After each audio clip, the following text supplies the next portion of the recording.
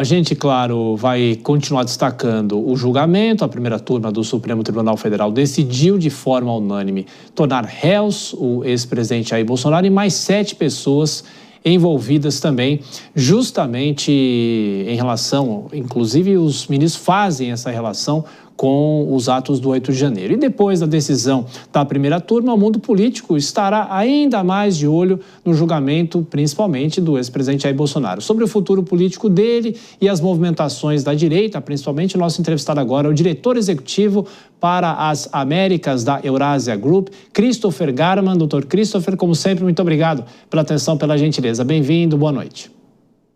Obrigado pelo convite, um prazer estar aqui novamente. Prazer é nosso. Bom, claro que tudo tem um lado político, né? Principalmente um lado político e já pensando em 2026, uma discussão que foi feita já nas últimas semanas, meses, até que ponto que esse julgamento interfere em 2026, se é que não chega a 2026, não é concluído até lá.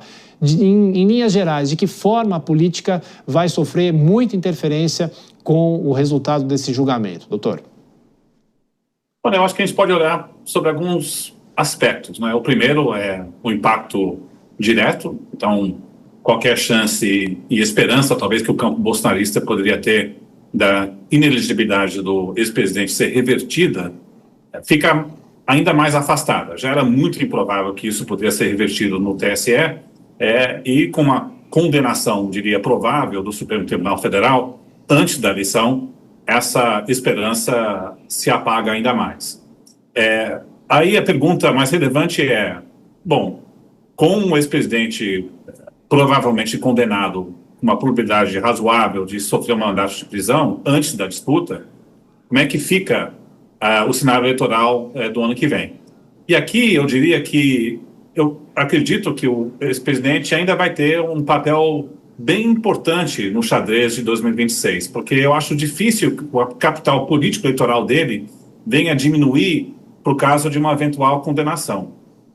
Entendo o debate anterior, o que o Supremo pode fazer para tentar manter a reputação de lisura, mas o fato é que, olha dados de opinião pública, já existe um grande descrédito na instituição do Supremo Tribunal Federal, com a maioria da opinião pública vendo decisões do Supremo como sendo politicamente motivados. Então, o argumento do presidente Bolsonaro de que ele está sendo perseguido politicamente, eu acho que encontra apoio numa boa base do eleitorado conservador. Então, eu não acho que a posição dele como a grande referência no campo posicionalista vai ser diluída. Então, para mim, eu acredito que aí o critério vai ser quem, num caso de sem poder concorrer, o ex-presidente vai escolher para poder representá-lo em 2026. E aí o nome que o Bolsonaro escolher vai ter boas chances de chegar em um eventual segundo turno. Então, acredito, mesmo inelegível, mesmo sofrendo um mandado de prisão,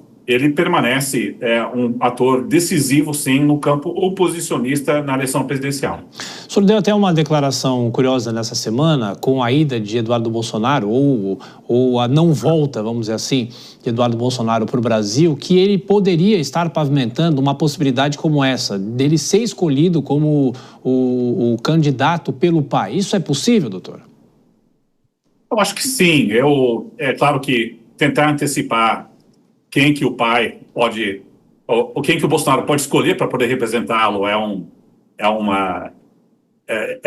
exercício difícil, mas o que a gente tem escutado, pelo menos nas nossas conversas na Eurásia, é que o ex-presidente desconfia muito de qualquer um que não seja fora da família, está muito preocupado com a situação jurídica dele e também deve raciocinar se escolher, seja o governador Tarcísio para poder representá-lo, e ele prevalecer na disputa, o papel dele como líder da oposição também pode ser, aí sim, truncado, na medida que você pode ter um governo exitoso de um governador como o governador de São Paulo.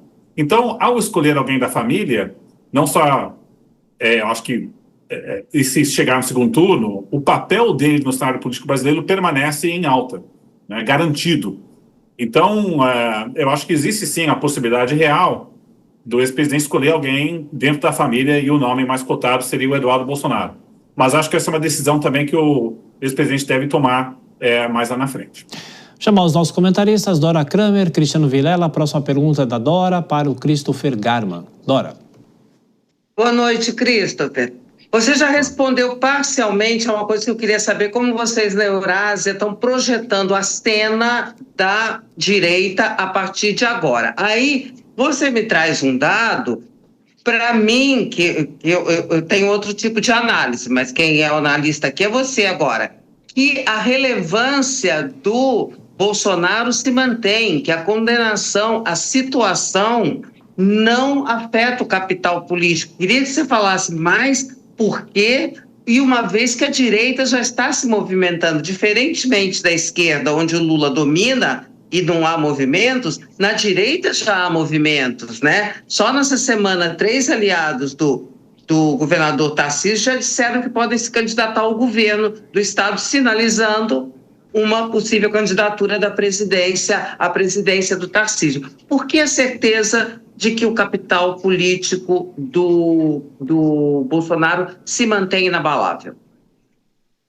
É mais um diagnóstico de opinião pública, Dora. Eu reconheço que existe uma pressão enorme, seja de parte da classe política e também da elite empresarial, do setor privado, que o governador de São Paulo concorra à presidência. Então, vai haver muita pressão para ele poder concorrer, muita pressão em cima do ex-presidente Jair Bolsonaro e movimentação nessa direção. Eu acho que isso já está ocorrendo, né? Esses nomes que você colocou é sinal disso, mas no final do dia, quando a gente olha índice de aprovação popular do ex-presidente, ele não caiu um ponto de aprovação popular desde a última eleição presidencial, quando você tem mensurando a aprovação popular do Jair Bolsonaro. Então, mesmo depois de 8 de janeiro, mesmo no lado da oposição, ele se manteve com um papel de destaque perante a sua base eleitoral. E acredito eu, ele sendo condenado, reforça o argumento que ele está sendo perseguido politicamente. E a gente viu também, quando o ex-presidente Lula sofreu um mandato de prisão, ele permaneceu com um ativo eleitoral intacto.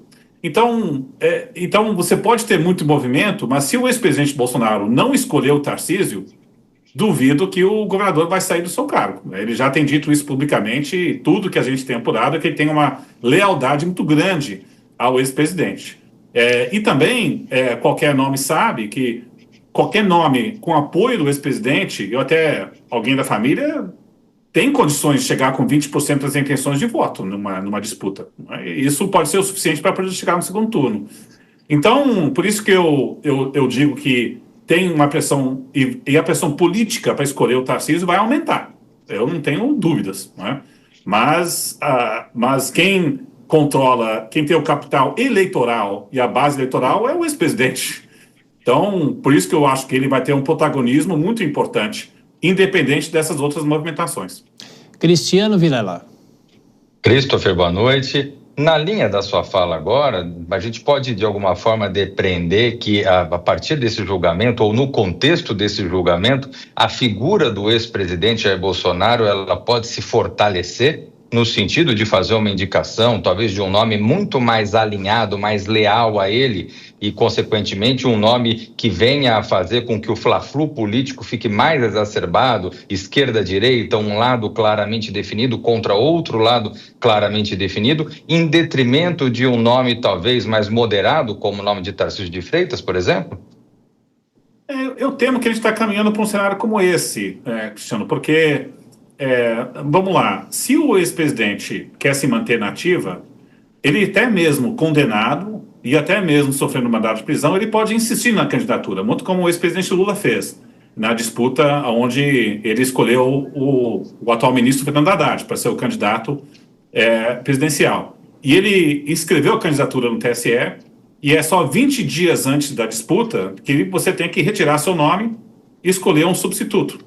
Então, e o ex-presidente Lula escolheu 21 dias antes da eleição.